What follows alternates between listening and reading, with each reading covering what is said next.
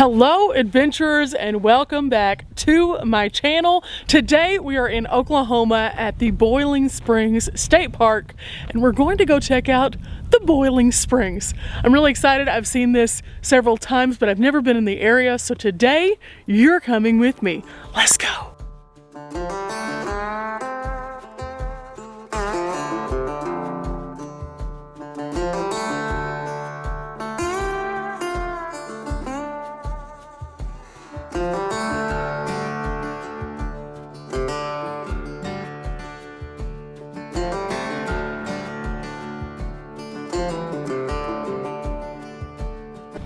Right off the bat, huh? Right off the bat with the little... So we're gonna definitely be keeping our eyes out today.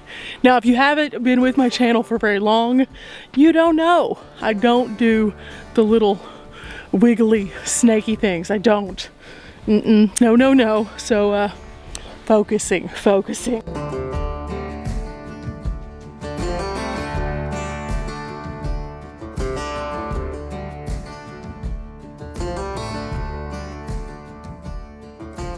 Look at that, guys. So basically the way that this works is there's like this bubblingness that happens under the surface, and you can see it in this area. There it is. Look at that.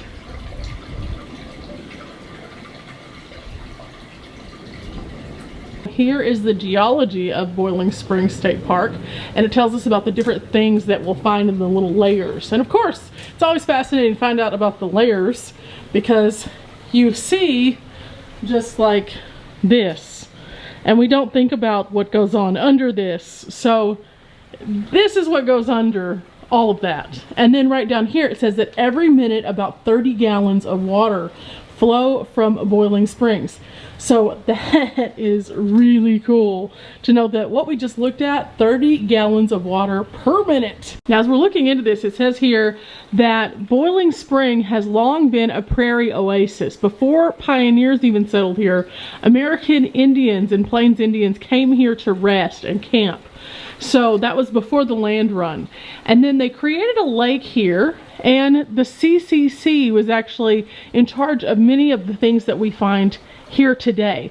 So all of this shows kind of how the CCC came into play, and then the structures that we see, and then the overall what happened kind of after the fact, and how the state park system has taken it over. Now, the CCC structures are always really cool and use a lot of rock, so we see tons of rock around this area, and I really like that because that's going to last a lot longer than just a wooden structure. So as we kind of move around here, we can again look at that Boiling Spring, and then let's go check out a few of these other places and learn a little bit more through the signage.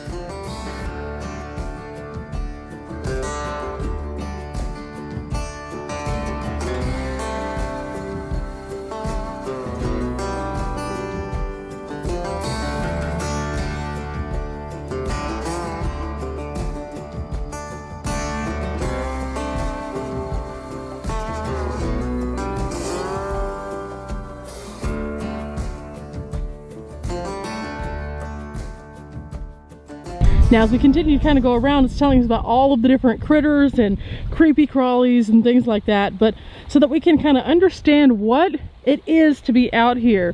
And I think that that's really great. It's like an interpretive trail, so you can bring your kids out here and easily learn about the land. But let's keep going. While we're out here, we might find some of these little footprints. Look, so there's the deer. Oh, we love deer. And then there's the little raccoon or the trash panda, depending on who you're talking to. And then we're going to hope that we don't see any of these, because that usually does not end well. But if you do encounter a skunk, tomato juice is your friend. Not sauce, juice. Now, this particular area was super cool, and it's really neat to just come out here and add a few little brain wrinkles. But a few other things that you can do while you're at Boiling Springs is you can camp. They also have a pool and a water park area, and then we can go on trails, which is what we're about to do. We're going to do a really short trail and kind of stretch our legs while we're here in Oklahoma today and find out if there's any more of these signs as we go down the trail, because I'm all about it. So if you are, let's go.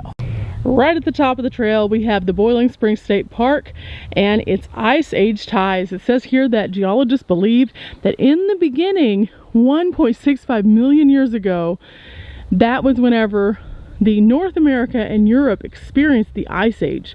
And then over time, that's what has led to things like Boiling Spring, with the way that the sand and silt and everything like that has deposited. Now, you might have noticed that along this adventure today, I'm not by myself. In fact, I have my dad with me. Dad, are you excited about the little trail that we're going on? Yep. It's going to be fun. Dad has his hiking stick and everything, so he's going to be our snake master. If we see a snake, he's going to whack it. Probably not, and if you're watching this and you're from Boiling Springs, I didn't mean it, I promise. But I'm going to run while he does whatever he does. I'm going to stay safe. Okay, we have a sign that talks about the abandoned pump house, and then these were some of the people from the CCC who would have been here. So, what does that look like in modern days? Like this. Like I said, guys, those rocks are meant to hold up, and it is still here today. So as you go down this little trail, you get to see a little bit more about it. Now, at one point in time, this particular pump house was actually used. It was around the 1930s. It was one of the most important programs the CCC was, and they would build structures like this to maintain the properties and lands for the public to be able to come and access even today in the 2021s. Now, at the time of the CCC's development, each encampment was about 200 individual men, and they were all supervised by the Army. This allowed people to have jobs at a time that jobs were pretty scarce. And so the jobs were actually pretty well paid, and all they would have to do is, you know, just kind of abandon life for a little while, come and set up at a CCC camp, and build stuff with their hands most of the time. So that's why we have all these structures today, because that was a way for them to create employment for so many people in a time that was pretty grim. Leaves of 3, let it be. Yes, this stuff is nasty. If you ever see it, run, run, run, run. I can't express that enough. It is not nice stuff. And the reason I say that is because whenever I was little, I was deathly allergic to the leaves of 3 funness there, and I would get really bad poison ivy. It could just be in the air, and I would be... So nowadays we look for those 3, and when we see them, we turn and walk the other way. Okay, Dad has another sign for us here, and it's the common animals of Oklahoma, the mammals. So we have the skunk, which we already saw, a raccoon, a deer, and then they have the 13-lined ground squirrel, the beaver, and the bobcat. Now, typically bobcats aren't out and about where people will find them until later in the evening. It is midday, so we should be okay. But yeah, there we go.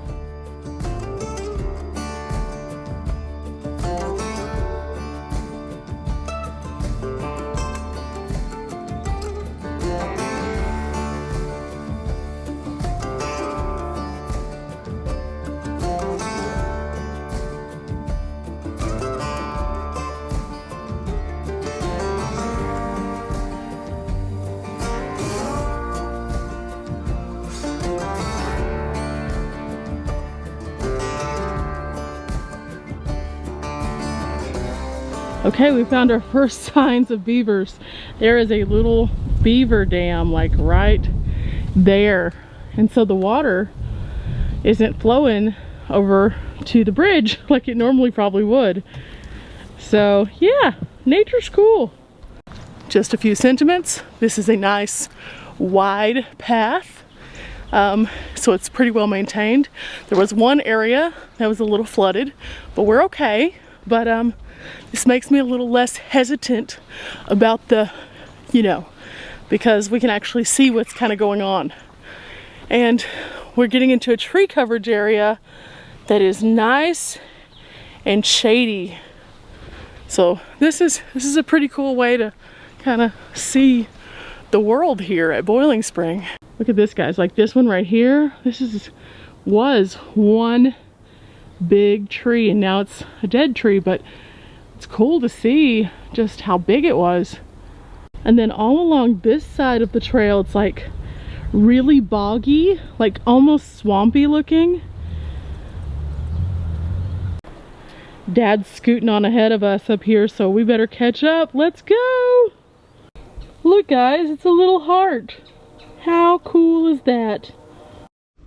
Okay, he decided to wait on us, so we're playing catch up now. Here we go.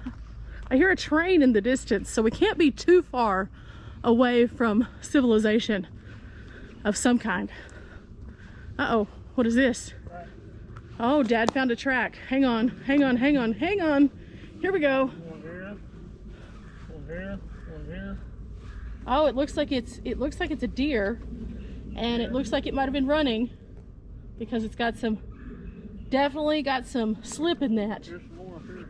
Okay, so we're on the trail of a deer. Wow. Look at that, guys. And then there's humans, of course, but in here, oh, there's another one right there. Look, right there. As we follow down this way, we keep following the deer tracks, but this does not look like it's going to end well for us. Remember that bogginess I was telling you we were getting close to? Look ahead, look ahead. Yeah, guys, we're not gonna be going through this. Nope, nope, nope. Yeah, guys, no, we're not going through this part.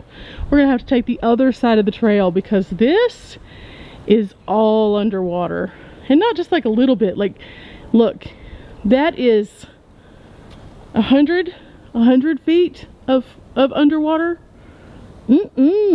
So, abandoning that, going back to where it kind of forks out, and we're gonna take the right-hand side of the fork because, yeah, I think that one's kind of an obvious one. This looks much, much better. Dad is leading the way so far. We haven't had to traipse through any more water yet.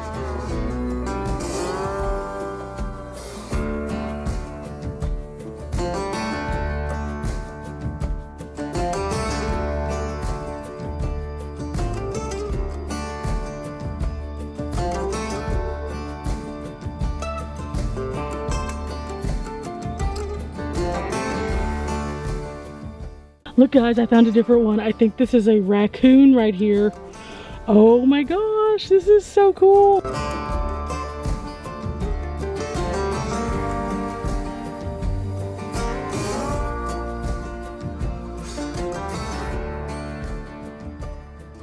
A little concerning. We were walking along. There's a little rut out spot. Dad said, keep walking. So, Dad's somewhere over there now, and I'm still walking. Okay, in this direction we can get to the picnic area, or we can keep going this way, which follows the river trail. Okay, so Dad found a snake, and as I was walking, I found a snake. So I will be no longer doing the river trail.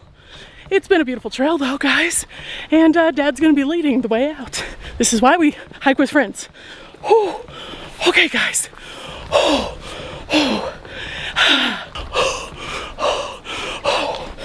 guys, it's always fun with you guys. So, yeah, this is the moral of the story. They did warn us. They did warn us.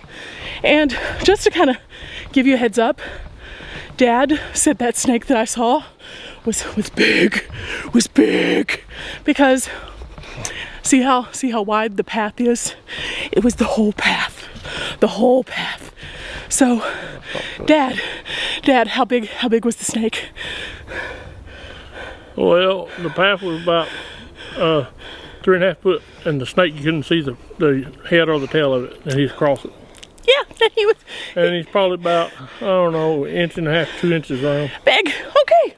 So we're walking, and we're gonna go back to the van.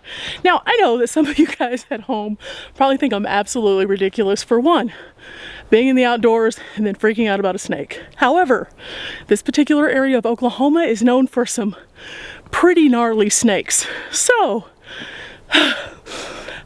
no. She's going up there doing vlogging. I walked up Do you hear this, guys? He's making fun of me to my mom now.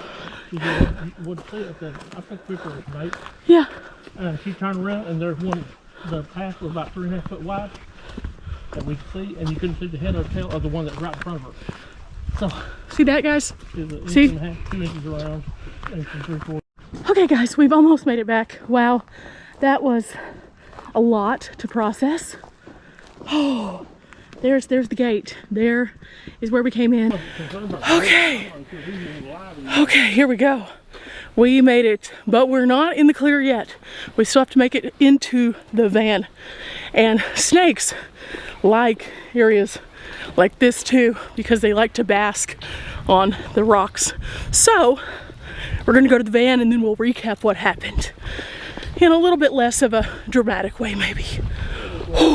Okay, guys, we made it to the van and we're here, and I feel a little bit better now because I'm sitting down. We went inside, we found a sticker, we got a little bookie poo for grandma, and now it's just me and Dad, and we are in the van. Dad. Yes. So, big snake. Yes. And nothing to be worried about. According to him, I ran 30 feet away from us. He was not that far away. Okay, enough. so where I filmed the part that went from picnic to hiking trail, I was standing right there. And I hadn't really moved away from that spot. And he was just past hiking trail, the sign. That was not far. That was not 30 feet. But, There's the part you saw and the part you thought you saw. guys, this is the part that doesn't work out so well when I travel with others. They make fun of me. I'm gonna be the laughing stock of probably not only Dad but you guys at home, and that's okay. I'm willing to take that L. But I hope you have enjoyed coming with me today to Boiling Springs State Park here in Oklahoma. It was a really cool stop, other than the snake. The snake kind of put a damper on our fun today, but you know, it was a neat place to come and find out a little bit more about Oklahoma history and something kind of cool. So I definitely do encourage you guys to come out. Maybe if you're like me and you're petrified, come out during the winter, because snakes hide during the winter. So yeah, winter months. Think about it. Till next time, guys. Bye.